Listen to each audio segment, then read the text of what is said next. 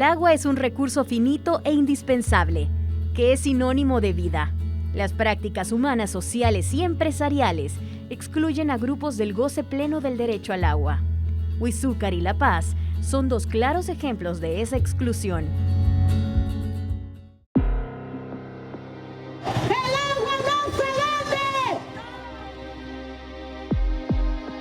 Cuando escasea el agua, vamos a buscar los ríos y las fuentes de agua. O sea, venimos hacia acá, los ríos. Caminamos bastante porque los nacimientos pues no están cerca, sino que los nacimientos están donde hay bosque. Tiene que venir con mucho cuidado y todo, aún si uno va cargado, eso es dificultoso, ¿verdad? Llevar carga, llevar nuestra agua en cántaros, hasta nos podemos caer, ¿verdad? Y ocupamos mucho tiempo también. Ya ocuparíamos, digamos, unas 6 horas en venir a lavar, llevar nuestra agua, bañarnos y llevar el agüita para tomar y los quehaceres de la casa. No hay vigilancia de las autoridades ni locales porque las municipalidades están prácticamente desmovilizadas en el territorio, no tienen recursos, es muy poco lo que pueden hacer y dicho sea de paso, las unidades ambientales han sido siempre como el papito feo en las alcaldías, que su trabajo siempre ha estado como condicionado a qué es lo que decide el alcalde de turno y lo que decide el alcalde de turno siempre ha estado condicionado a qué decide el empresario que está en la localidad. Hasta este momento no estamos viendo ningún mejoramiento en las políticas ambientales del nuevo gobierno. Se están practicando las políticas ambientales de los años de Arena y los 10 años del Frente, que siguieron las mismas políticas abusivas contra el medio ambiente, no respetando nuestra fauna ni flora.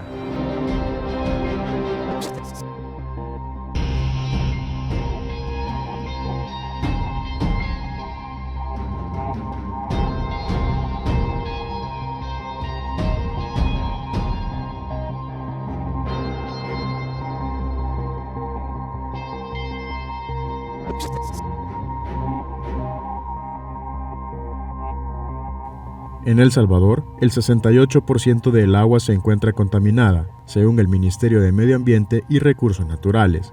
Y de acuerdo a la Administración Nacional de Acueductos y Alcantarillados, el 8.7% no tiene acceso al agua potable. El 99% de este sector se ubica en las zonas rurales, en donde las comunidades buscan por sus propios medios asegurar el acceso al vital líquido.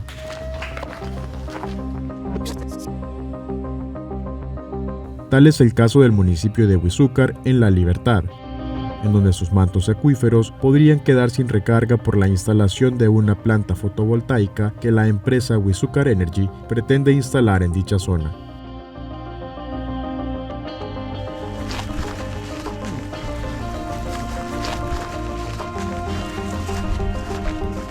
A nosotros como comunidades nos va a afectar grandemente porque todo el municipio, en la parte de abajo están los nacimientos de agua.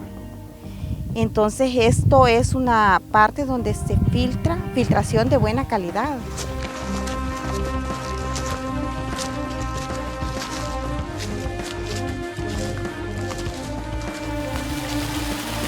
Como ustedes pueden ver, estas tuberías, ¿verdad?, metálicas, eran cubiertas por el río. O sea, y ahorita que acabamos de pasar el invierno, pueden ustedes ver acá que es como un riachuelo que está nuestro río Huiza. Es preocupante.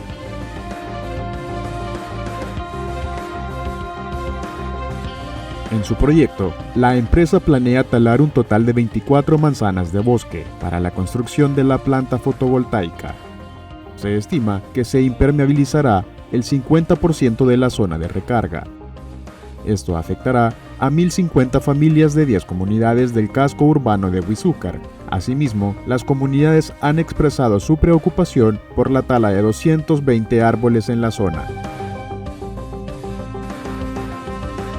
Aquí habían árboles centenarios, árboles protegidos que fueron siendo talados así poco a poco y en realidad es pero preocupante que los gobiernos no hagan nada, ni las municipalidades. Lo que la empresa ha propuesto son 24 manzanas y ellos decían al inicio que eran 5 megas, pero después se han contradicho y ya son 8 megas en este lado donde estamos ubicados y en la parte de arriba, en la parte norte, son 5 megas más, que ya se equivale a 12 megas. Pues si ellos dijeron que iban a utilizar 24 manzanas para 5 megas, pues tiene que ser más para los 12 megas que ellos quieren, ¿verdad? La finca es de 54 manzanas.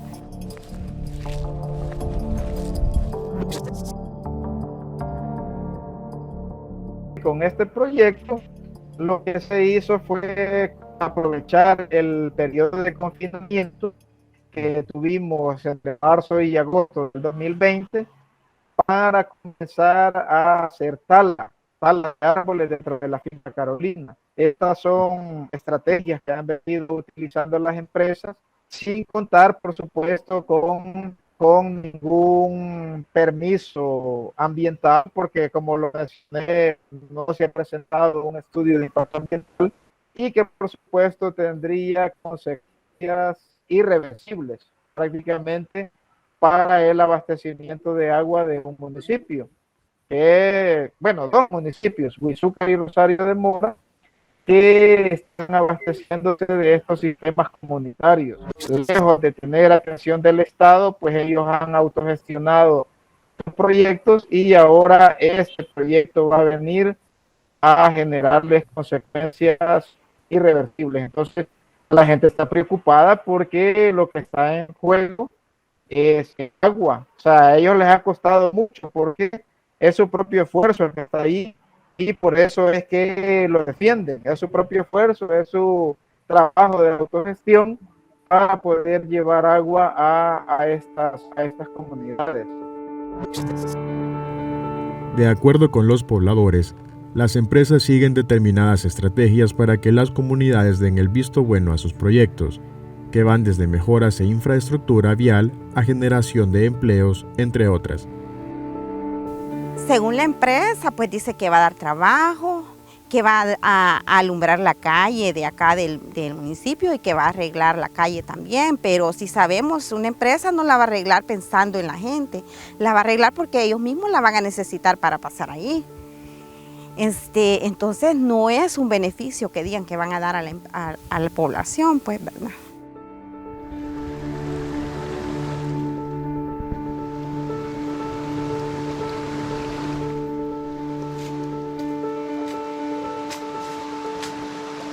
Ellos, dentro de sus ofrecimientos a la comunidad, ofrecieron que iban a escriturar dónde están los sistemas de agua, dónde están los nacimientos de agua, cosa que en realidad nosotros, ¿para qué queremos escrituras si ellos van a hacer la tala de árboles y todo, no van a hacer agua? Aparte de eso, que si vemos aquí, estamos viendo que los nacimientos de agua están a las riberas del río, donde todavía es parte del Estado y de la comunidad.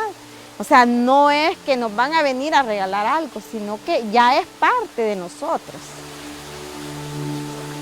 Fuimos a interponer la denuncia al Juzgado Ambiental de Santa Tecla, en el cual nosotros solicitábamos que pararan de talar los árboles. Y la institución pues tomó cartas en el asunto y dio medidas cautelares. Que queremos hacer este llamado, ¿verdad?, al Ministerio de Medio Ambiente por Recursos Naturales, que de verdad defendamos y no demos permisos para seguir destruyendo nuestros árboles, que son la vida para nuestras comunidades.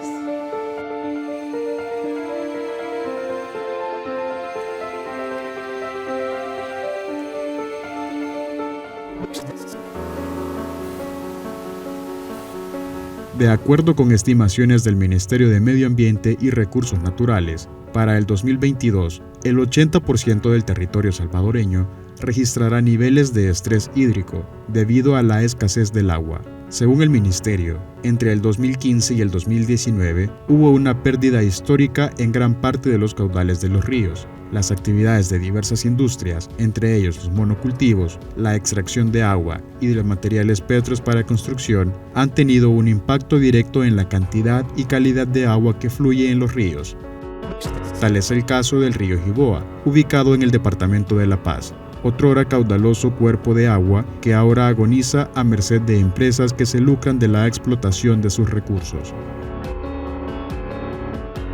La situación del río Jiboa es deplorable, es bastante alarmante en cuanto a su degradación, porque tenemos en la parte de arriba monocultivos de maíz, donde se están tirando productos de venenos dañinos para la salud, como es el agroquímico. Entonces todo ese agroquímico, cuando viene la parte invernal, se la trae y se la trae por los drenajes, llega a los ríos. Y el 95% de las aguas residuales que caen en cuerpos receptores bajan para el río Jiboa con serie de remanentes de contaminantes, de agroquímicos.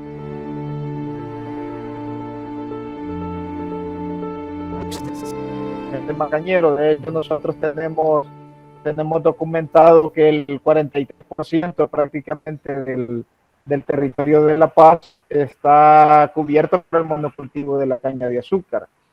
Y hay que decirlo que cuando uno revisa todo el tema de la categorización ambiental de las actividades, obras y proyectos, si uno le aplica el análisis al monocultivo de la caña, estamos hablando que ese rubro está infringiendo la legislación ambiental porque uno no encuentra registro que hayan hecho un proceso de evaluación ambiental.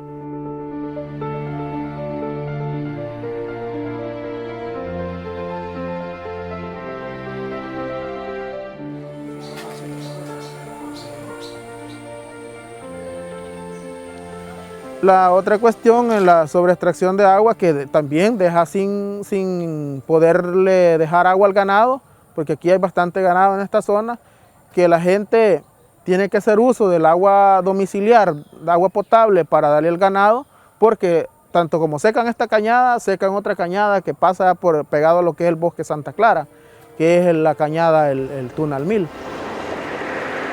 Y la gran empresa lo aprovecha para regar grandes cultivos de caña que tienen un costo de agua como el 52% de la extracción del agua para riego de cultivo de caña.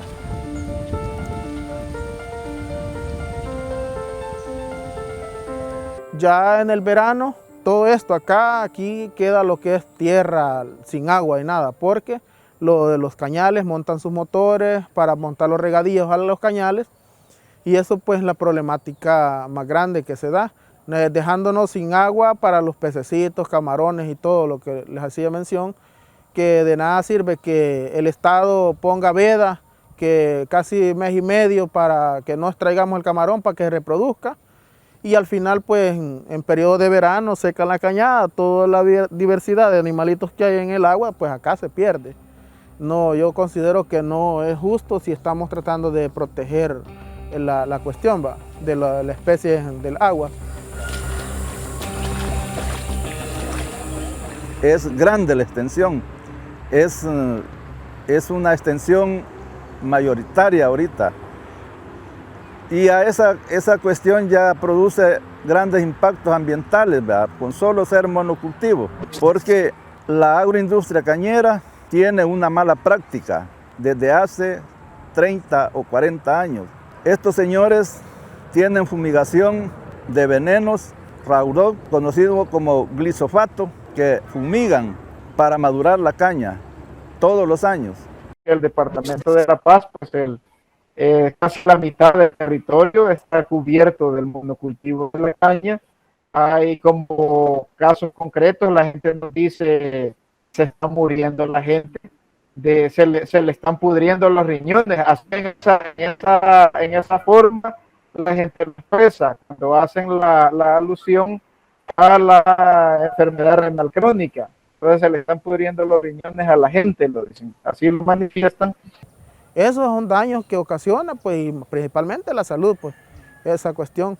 Fíjese que así veríficamente, aquí en mi comunidad, le podría decir que tal vez se han muerto unos 2, 3 de insuficiencia renal, pero muchas cosas, pues, eso es lo que yo tengo conocimiento, pero sí hay gente que muere lentamente y todo, que a veces no se le hacen estudios ni nada, pero todo eso viene a abonar, pues, porque como sabemos, todo lo que es con agroquímicos, pues desde que dice químicos sabemos que es un componente letal, los herbicidas de qué componentes los hacen, de dónde viene y todo eso.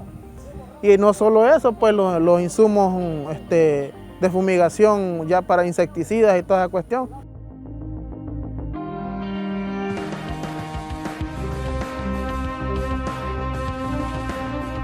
Lastimosamente no tenemos como quizás un estudio que realmente respalde esos casos, aunque lo sabemos, o sea, lo sabemos, los impactos que tiene el glifosato, por ejemplo, incluso a Monsanto lo han penalizado en países como Estados Unidos por el uso de Random Max, que estamos hablando del mismo, prácticamente el mismo principio activo, el mismo producto, por todas las afectaciones que producen, es cancerígeno, afecta a los riñones y tiene una serie de consecuencias, pero aquí en el país todavía se sigue como, es una parte discursiva que se dice de que la culpa la tiene la gente porque no se protegen bien. Existen 270 proyectos de empresas agroindustriales y cañeras que funcionan a lo largo de la ribera del río Jiboa, según manifiesta la Mesa Territorial de la Cuenca Jiboa. Asimismo, la extracción desmedida de agua afecta el acceso al vital líquido a alrededor de 5.000 personas de los municipios que recorre el río. Y luego tenemos que el río se nos está quedando con poca afluencia de agua porque, como estamos viendo, el río no es lo que era el río. Se está quedando con poca afluencia de agua por los efectos que ha traído la fábrica Bloque Tubo Gravas del Pacífico que tenemos al otro lado del río, que desde esta parte de este puente para arriba al otro puente fue extraído todo su material pétreo para procesarlo en la fábrica Gravas del Pacífico, que ahí se convierte en grava, en arena y productos para construcción. ¿Desde hace cuánto se da esta explotación de los recursos del río por parte de las empresas? Estamos hablando alrededor de 40 a 50 años, esa explotación de materiales pétreos.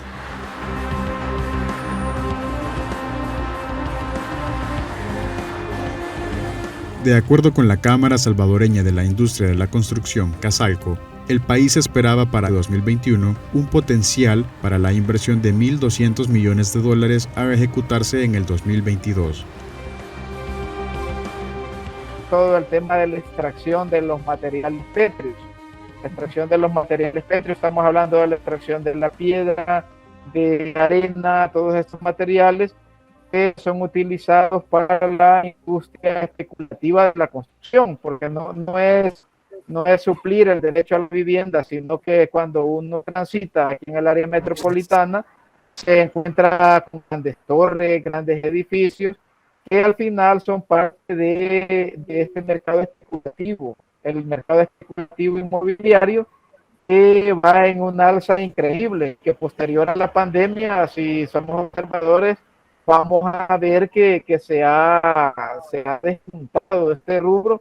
Hay más torres en la zona de Multiplaza, Paseo General Escalón, mucho más torres. Se viene lo que va a ser el Valle del Ángel, allá en la zona norte de Apopa, siguen los comas con Paseo del Prado, todo el trayecto de Saltepeque a San Juan Opico se está urbanizando.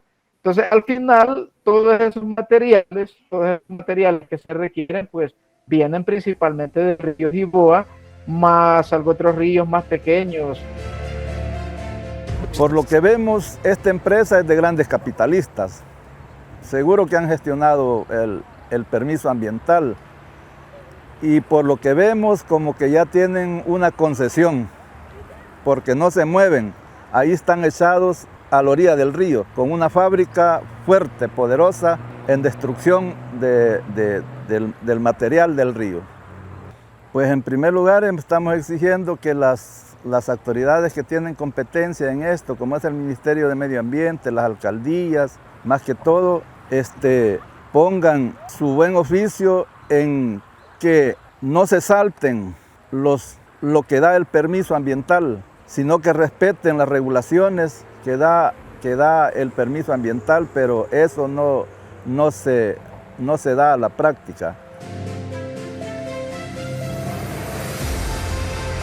La Ley de Recursos Hídricos, recién aprobada por la Asamblea Legislativa, brinda una concesión de entre 15 a 30 años a las grandes empresas para que puedan explotar el recurso haciendo uso de 470 millones de litros de agua al año. Debido a esto, las organizaciones de la sociedad civil han calificado a esta ley como privatizadora, porque no garantiza la participación de la población en la gobernanza del agua. No asegura la preservación de las cuencas, lo cual se suma a una política de concesión de permisos para proyectos urbanísticos y empresariales, que según los expertos, pasará factura al territorio nacional y a las comunidades que más necesitan del recurso hídrico.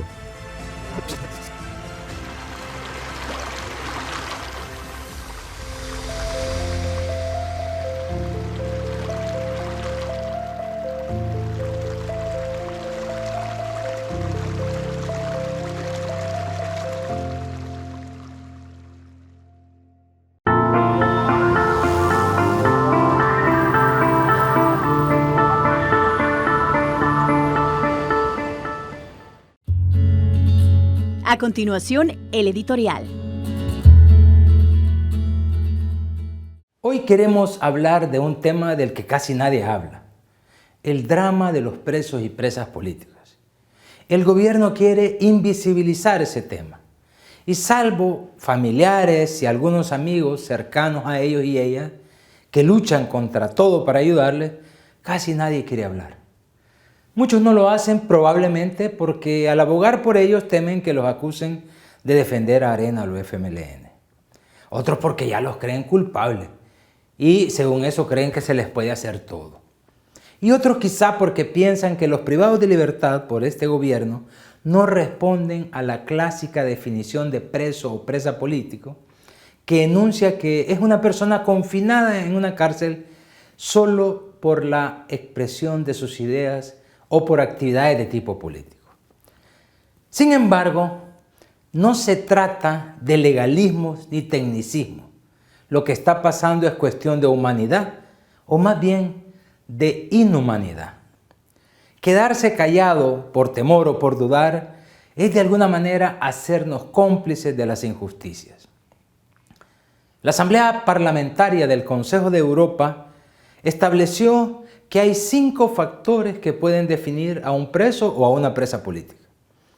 El primero es que en su detención se hayan violado sus garantías fundamentales. El segundo, que la detención haya sido motivada por razones puramente políticas sin conexión con delitos. El tercer factor dice que un detenido es preso político cuando, por motivos políticos, la duración de la detención o sus condiciones son claramente desproporcionadas. El cuarto factor es que por motivos políticos la persona es privada de manera discriminatoria en comparación con otras personas. Y el quinto y último factor es que la detención es el resultado de procedimientos que fueron claramente injustos y esto pudiese estar relacionado con los motivos políticos de las autoridades. Los exfuncionarios detenidos por este gobierno cumplen con varios de estos factores. La primera condición para encerrar a presos políticos es cooptar el sistema de justicia para que éste haga lo que le ordene quien detente el poder. Y en estos casos salta a la vista que se trata de una persecución selectiva de tipo político, porque todos son miembros de los 2 partidos que el presidente quiere terminar, como lo ha dicho. Entre los funcionarios del actual gobierno hay quienes, según su propia declaración de ingresos, ganan más de lo que el presupuesto establece para su cargo. y no se ha hecho nada. ¿No es este también un caso de sobresueldo, como por el que están detenidos estos presos y presas políticas? Hay 2 altos funcionarios que, según investigaciones de la Fiscalía anterior y de Estados Unidos, son el vínculo entre el gobierno y las pandillas para pactar acuerdos. Además, hay cada vez más funcionarios de esta administración vinculados a la corrupción, pero que la Fiscalía no quiere investigar. Y el presidente ha protegido escondiéndolos o manteniéndolos en el cargo y enterrando las investigaciones. ¿Y qué decir de los otros que se mencionan en la lista Engels, que coincidentemente tanto el presidente como el fiscal general han dicho que no vale la pena investigar? Las detenciones son selectivas porque han sido hechas por motivaciones políticas. Si son de mi partido, aunque haya delitos, yo no los detengo. La cuestión no está en que se les levante un cargo u otro, sino en que se respete el debido proceso que manda la ley para que puedan defenderse. No se trata aquí de afirmar o no la inocencia o culpabilidad de los detenidos, sino de exigir que se brinde la oportunidad de tener un proceso de acuerdo a la legislación salvadoreña. El Comité de Familiares de Presos y Presas Políticas de El Salvador, COFAPES, ha denunciado que desde su captura a los y las detenidas se les violaron sus derechos fundamentales. Hasta la fecha, desde junio o julio del año pasado, no han podido ver a sus parientes y a sus abogados tampoco se les permite visitarlos. Los familiares han tenido que hacer mediática su solidaridad para que a los detenidos que padecen enfermedades crónicas les hagan llegar sus medicinas. Pero lo más sorprendente en estos casos es el deterioro humano de los funcionarios, comenzando desde más alto, al hacer con premeditación, alevosía y ventaja un daño desproporcionado a otras personas y a sus familiares por claros fines políticos y por problemas de carácter personal. Este grado de inhumanidad se parece demasiado al de Nicaragua, que por las mismas razones que aquí encarcela a sus opositores y es capaz hasta de llevarlos a la muerte.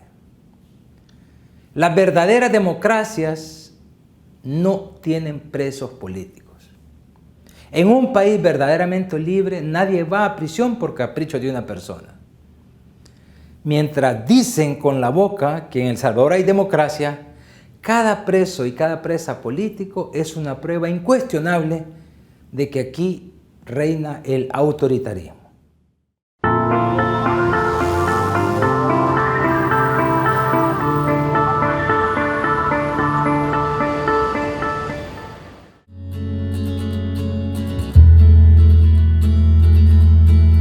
La sección de la entrevista en el siguiente segmento de Miradas.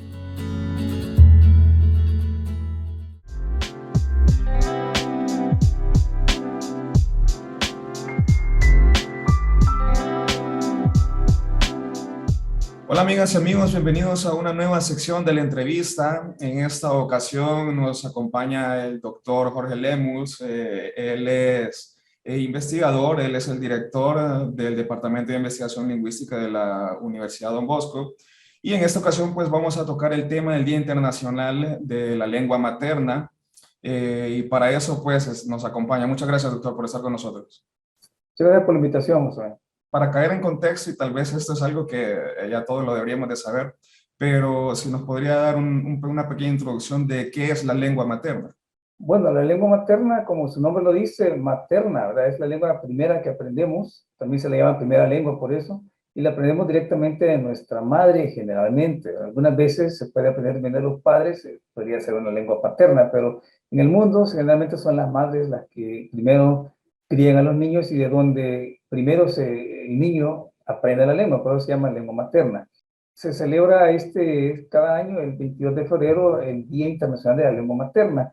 Y eso tiene que ver con todas las lenguas maternas, pero especialmente, y así fue pensado originalmente, aquellas lenguas maternas que se están dejando de hablar, como las lenguas en El Salvador, como el náhuatl, ¿verdad? Que son cada vez menos los hablantes de náhuatl que tenemos, para celebrar que todavía existen esas lenguas maternas y de alguna manera apoyar de parte de del gobierno, de las empresas privadas, de la academia, bueno, de todo el mundo a apoyar a las lenguas y evitar que desaparezcan como lengua materna, que además es un derecho humano, el derecho que tenemos todos a ser criados y a ser educados en nuestra lengua materna. Ahora bien, el tema que se tratará este 2022 es el uso de la tecnología para el aprendizaje multilingüe, desafíos y oportunidades. ¿Cuáles son esos desafíos y esas oportunidades que enfrentan nuestras lenguas maternas en el país?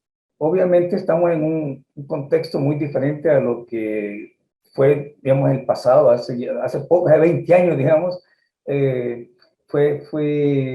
La tecnología ha avanzado de tal manera, la tecnología de las comunicaciones especialmente, que nos permite ahora hacer uso de esas tecnologías para llegar a poblaciones que antes no podíamos tener acceso y poder ayudar a que estas poblaciones mantengan su lengua en sus comunidades. Y básicamente creo que lo que la UNESCO busca con tomar este tema, digamos, para este año, es que potenciemos, y aprovechando que durante la pandemia se ha potenciado ya en forma oficial y estatal el uso de las tecnologías, que utilicemos eso también, no solamente para el aspecto educativo formal que hemos venido desarrollando en las universidades, las escuelas, en todas partes, sino que también para que nos ayude eso a proteger, digamos, o a difundir más que todo el uso de las lenguas indígenas, que son lenguas minoritarias, o sea, son las que son habladas por muy pocas personas en comunidades generalmente remotas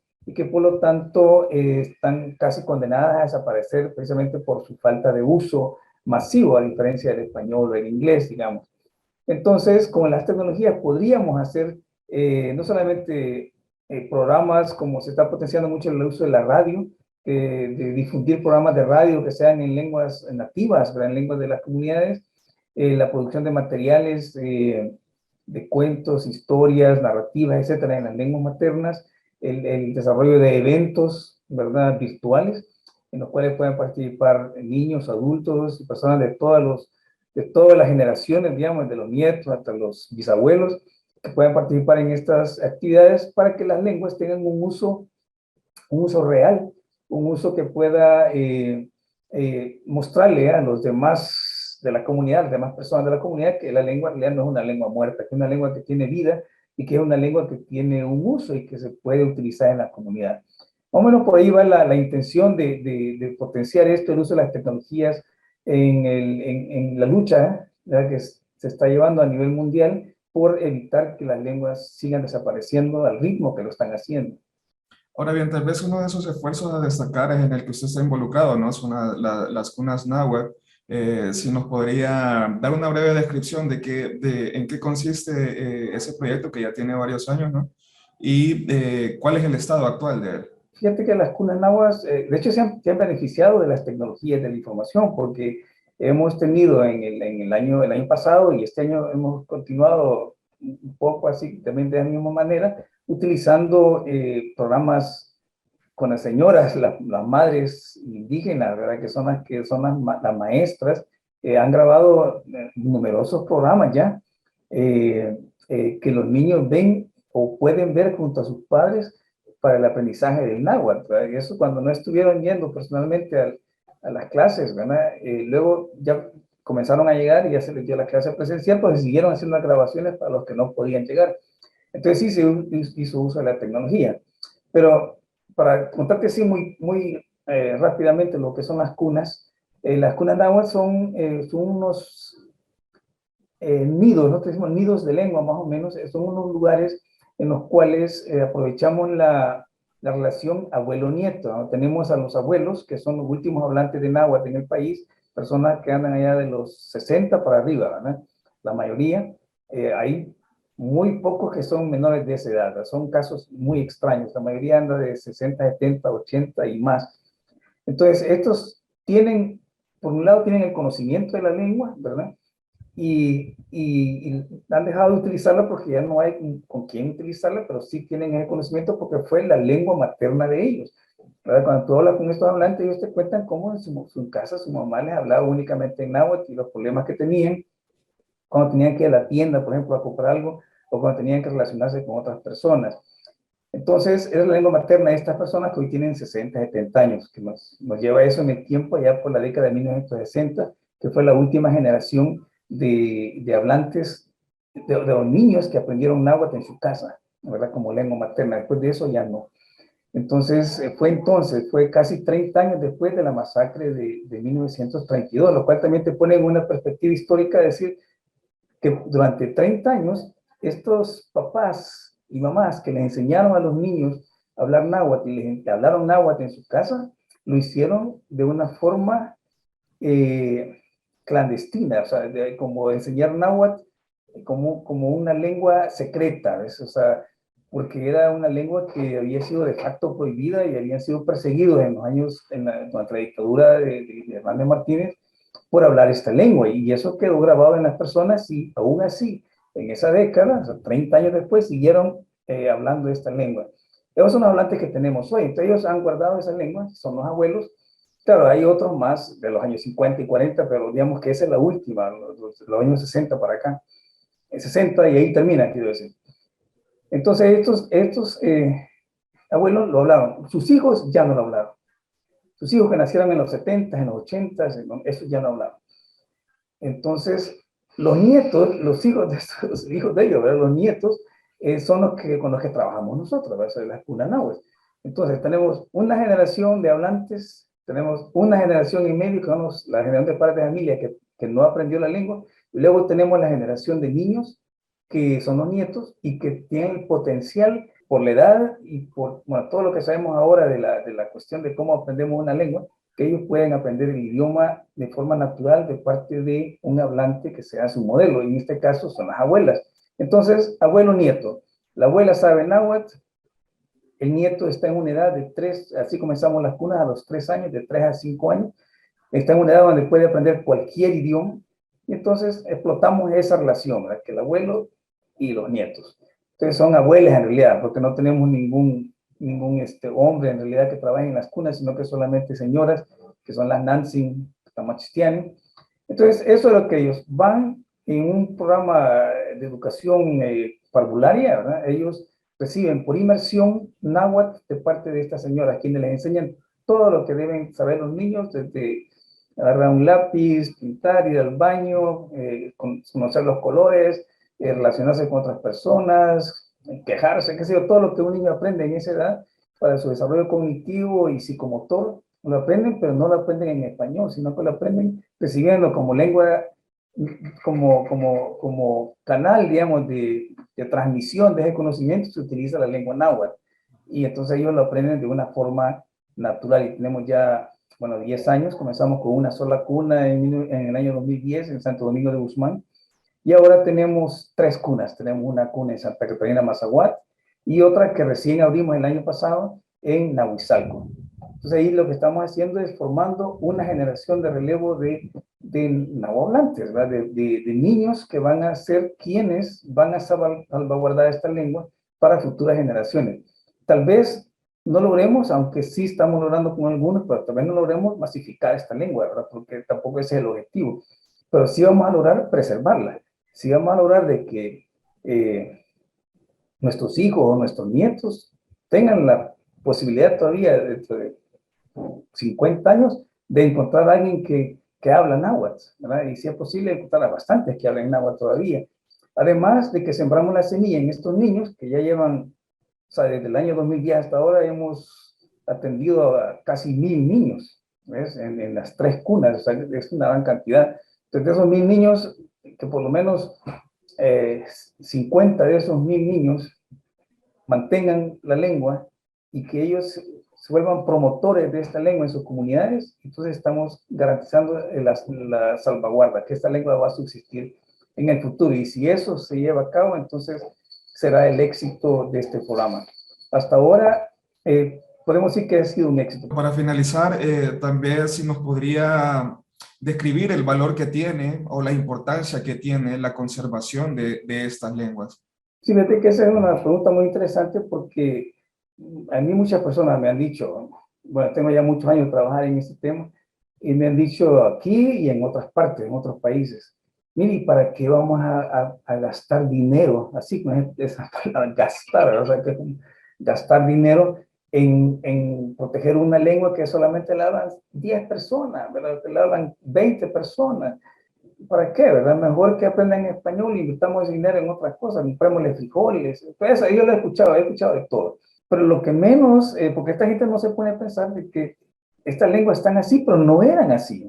Estas lenguas son de comunidades, de sociedades muy avanzadas, de hecho, muy complejas, ¿verdad? Los pipiles, por ejemplo, en El Salvador eran un grupo, bueno, muy avanzado, ¿verdad? O sea, tenían todo un sistema social y tenían mucho conocimiento, tenían muchas creencias, una explicación de la realidad de manera fantástica algunas veces, otras veces de manera real, ¿verdad? Cuándo sembrar, cuándo cosechar, si va a llover, si no va a llover, qué plantas son buenas para tal enfermedad, qué raíces, qué hay que hacer con una mujer embarazada, bueno, todo ese conocimiento es parte de la comunidad, ¿verdad? Es como el logos de una comunidad, es todo el conocimiento que se tiene, y todo eso se transmite a través de una herramienta, que es la lengua. Entonces, cuando esa lengua va desapareciendo, esa transmisión también va desapareciendo, y todo ese conocimiento acumulado de generaciones, ¿verdad? Podemos hablar hasta de milenios, ¿verdad? De muchos años, desaparece totalmente. Y es como que nosotros hubiéramos dicho que los griegos, imagínate, no hubiéramos, ya los griegos pues, tienen su cultura, pues, ya hubiera desaparecido, no supiéramos nada, y fueron ellos en su cultura y su estudio y todo lo que más o menos moldeó un poco lo que es la cultura occidental, ¿verdad? Al menos los orígenes. Entonces, si se hubiera perdido toda esa filosofía, todo ese conocimiento, pues no tuviéramos acceso a ello. Entonces, igual, cuando perdemos estas lenguas y perdemos todo ese conocimiento, no sabemos qué estamos perdiendo o qué es lo que ya perdimos. Ya hay, bueno, evidencia, ¿verdad? En la ciencia médica, más que todo, de una cantidad de medicinas que se han descubierto por el uso que se hace en las comunidades, ¿verdad? De ciertas hierbas, insectos, etcétera. Entonces, para eso, para tener un conocimiento, y sin tener en cuenta lo demás, la visión de mundo, la filosofía de cada comunidad, que nos ayuda mejor a comprender la humanidad. Entonces, eso es lo que perdemos. Cada vez que perdemos una lengua, perdemos todo eso, ¿no? Como que pasemos la página, queda todo eso en blanco y se perdió, ¿verdad? Y luego otra, y borramos el disco, el archivo, ya no nos queda ninguna información. Y en el país, ¿verdad? En El Salvador, que somos un país que, producto obviamente del mestizaje, etcétera, hemos perdido bastante de nuestra identidad como pueblo, ¿verdad? Porque precisamente, o sea, ¿qué soy? ¿Verdad? Soy europeo, ¿verdad? Porque tengo todas mis costumbres, mi forma de vestir, mi idioma y todo en realidad viene de Europa, o soy originario de aquí, soy indígena, ¿verdad? O qué soy. Entonces tenemos como ese problema de identidades. Si nosotros logramos fortalecer nuestra identidad como pueblo, ¿eh? Entonces podemos también luchar como pueblo también por ser un mejor país. Y está demostrado que todos aquellos pueblos, y lo podemos ver en la actualidad, digamos, en España, ¿verdad? Sí, digamos, en Barcelona, ellos reivindican su lengua, el catalán, ¿verdad? El País Vasco reivindica su lengua, el euskera, y entonces estos pueblos se han desarrollado más, se han cohesionado más como personas, ¿verdad? Como poblaciones, y han logrado muchas cosas que tal vez no hubieran logrado si ellos hubieran abandonado esa identidad lingüística que va amarrada a su identidad cultural, ¿no? Muy valioso los conocimientos que usted nos ha compartido, doctor. Le agradecemos mucho, ¿no? por su tiempo y su disponibilidad. A ustedes, amigas y amigos, muchas gracias por haber estado con nosotros. Esperamos que haya disfrutado de esta nueva sección de la entrevista. Siga con más de Miradas.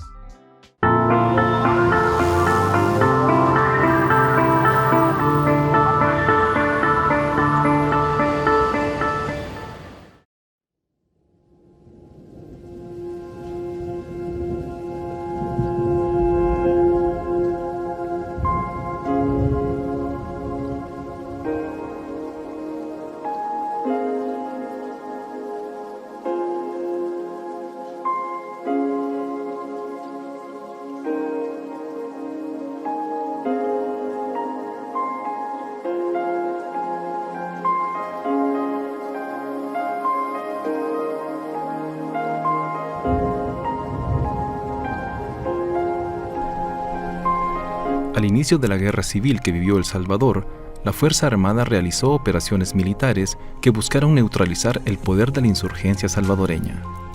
El ejército consideraba a todos y todas, campesinos, niños, niñas, bebés, mujeres y ancianos, como objetivos militares legítimos.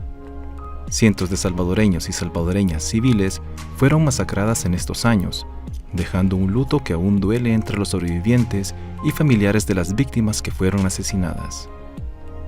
Tras la nulidad de la ley de amnistía en 2016, la justicia aún no llega a las víctimas.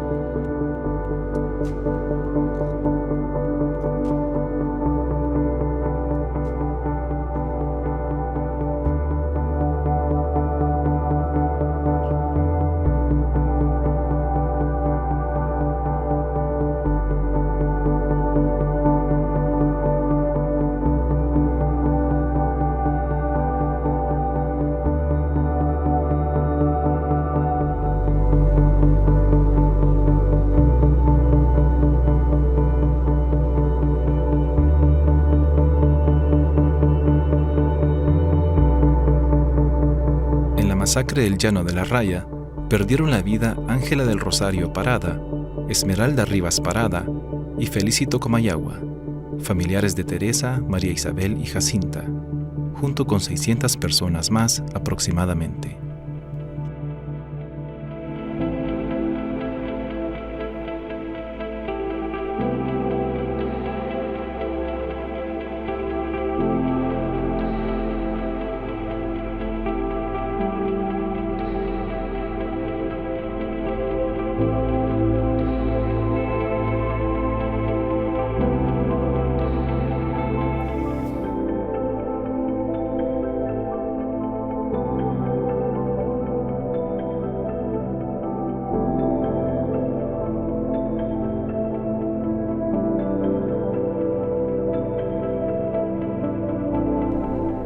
Según estimaciones de los sobrevivientes, en esta masacre murieron alrededor de 300 personas, entre ellas tíos y sobrinos de Teresa Baquerano, quien durante la guerra perdió a sus padres y hermanos. La madre de Arnoldo García, Mariana Ventura García, junto con sus hermanas menores, Sofía y Vilma, aún se encuentran desaparecidas desde ese día.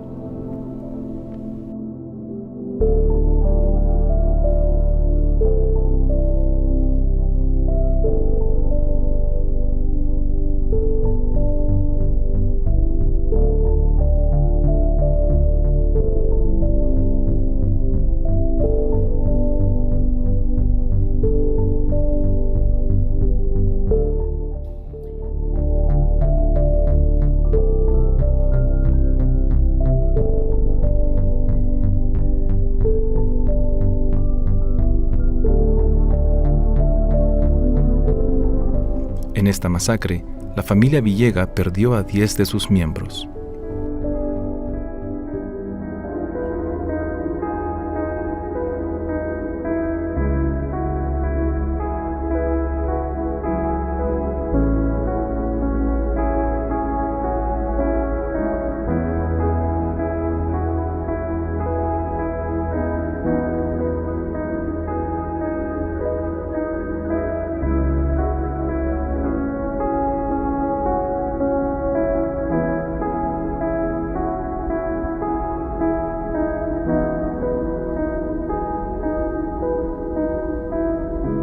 En esta masacre fueron asesinadas, torturadas y abusadas sexualmente por elementos de la Fuerza Armada 17 mujeres, entre ellas Santos Jiménez, madre de Guillerma Rivas, y el bebé de 9 meses de nombre Naciturus Rivas. Estas masacres sucedieron en los municipios de Apastepeque y Tecoluca, departamento de San Vicente de El Salvador. Los testimonios de los sobrevivientes que participaron en este documental debían realizarse en el marco del Tribunal Internacional para la Aplicación de la Justicia Restaurativa que organiza el Instituto de Derechos Humanos de la UCA, y que por motivos de la pandemia del COVID-19 no pudo llevarse a cabo en 2020.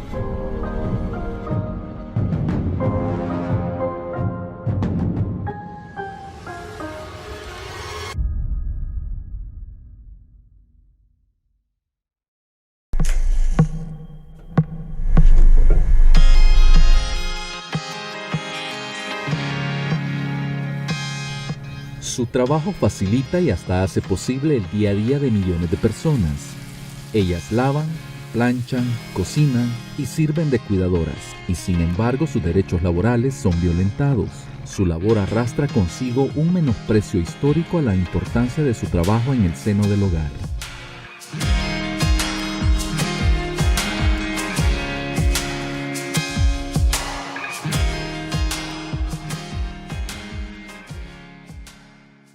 Desde el 2016 entré a trabajar con la ex ministra de Trabajo, que estuvo en el periodo anterior. Pues con ella sí tuve un problema bien fuerte. Me acusó de robo, cosa que no fue así. En muchas repetidas ocasiones ella me había dicho que si en esa casa se perdía algo, yo era la responsable porque yo tenía las llaves, controles del portón y todo eso. Entonces ella decía que si en esa casa se perdía algo, a mí se me hacía. Yo no estaba yo sola en la casa, había más personas. Ahí estaba la hermana de ella, que trabaja igual que yo como doméstica. Y estaba el niño de ella. Pues ese día yo vi ese dinero ahí y yo dije, ¿qué hago? ¿Lo guardo o lo dejo ahí? Bueno, yo dije, si lo voy a guardar, lo guardé. Por ese dinero me acusaron de robo, cosa que no me lo robé porque yo entregué ese dinero ese mismo día. Pero ella, sin preguntarme absolutamente nada, fueron a traer la policía y llegó la policía, me acusaron de robo, me llevan a esa delegación, dejé a mis hijos abandonados por 22 días, en las cuales me tocó que pagar abogados, me tocó que sacar dinero donde no tenía. Incluso en la última audiencia que me hicieron tuvimos una conciliación de que ella pidió $200 por daños y perjuicios. Me quedé pagando ese dinero hasta la fecha, hasta el día de hoy. Ya lo terminé de pagar con gran sacrificio porque lo acepté, porque ellas pedían 2 años de cárcel para mí o que pagara esa cierta cantidad de dinero. Ellas pedían $500, mi abogado negoció y yo le dije que yo no podía pagar esa cantidad porque no tenía trabajo, porque no tenía nadie en quien me ayudara. Entonces mi abogado logró llegar a ese acuerdo con ellas a que les cancelara $200, en las cuales ella me dejó sin trabajo, nunca me pagó vacaciones, nunca me pagó horas extras, me hacía trabajar de 6 de la mañana, a veces a 8 de la noche, a 7 de la noche, a veces hasta la medianoche. Lo único que yo quisiera y le pidiera es que me pague mi tiempo, porque, o sea, yo siento que estoy reclamando algo que es justo, porque le trabajé hasta de más y ella lo sabe.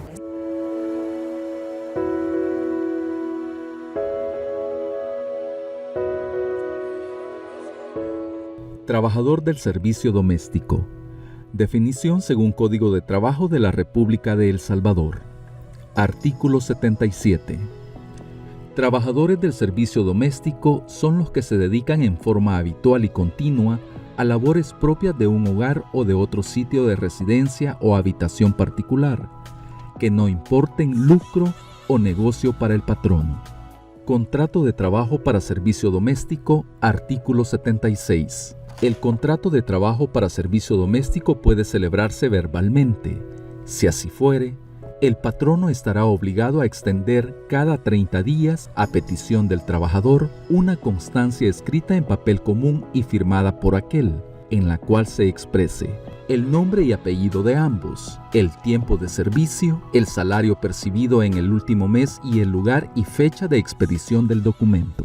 Constitución salvadoreña, principio de igualdad. Artículo 3. Todas las personas son iguales ante la ley. Para el goce de los derechos civiles no podrán establecerse restricciones que se basen en diferencias de nacionalidad, raza, sexo o religión. No se reconocen empleos ni privilegios hereditarios. El 16 de junio de 2011, la Organización Internacional del Trabajo, OIT, adoptó el Convenio 189, el cual es un tratado que fue aceptado por la Conferencia Internacional del Trabajo, compuesta por delegados de 183 países miembros de la OIT. El Salvador es uno de ellos. El Convenio 189 reconoce y establece que los derechos laborales de las personas trabajadoras del hogar no deben ser inferiores a los de otros trabajadores, y exige a los gobiernos de los países tomar medidas con el fin de lograr que el trabajo decente sea una realidad para las trabajadoras y trabajadores domésticos. El gobierno de El Salvador no ha aprobado dicho convenio. No se pierda la próxima emisión de su programa Miradas. La aplicación que lanzó el gobierno para su uso tuvo varios problemas técnicos que desmotivaron a muchos usuarios. Para académicos y especialistas en economía, la adopción del Bitcoin como criptomoneda de curso legal no es una solución a los problemas financieros del país,